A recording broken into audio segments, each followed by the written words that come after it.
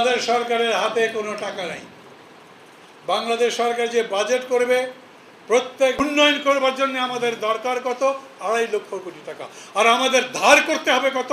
দেশের মধ্যে বিদেশ থেকে, সেটা 4 লক্ষ কোটি টাকার মতো। কিন্তু সরকার বলে বেড়াচ্ছে আমরা তো উন্নয়নের মহাসড়কে উঠেছি। উন্নয়নের মহাসড়ক ময়মনসিংহের গড়ির মধ্যে ভাঙ্গা রাস্তায় আটকে যাবে কেন? এটা তো মহাসড়কই থাকার কথা। ময়মনসিংহের মধ্যেও শহরের চেহারাটা বদলাবার কথা, বদলায়নি। জিনিসপত্রের দাম কমাবার অবস্থা আছে, কমেনি। বাজেট দেওয়ার পরে জিনিসপত্রের দাম কমেছে কোনো? কমবে 1 মাসের মধ্যে।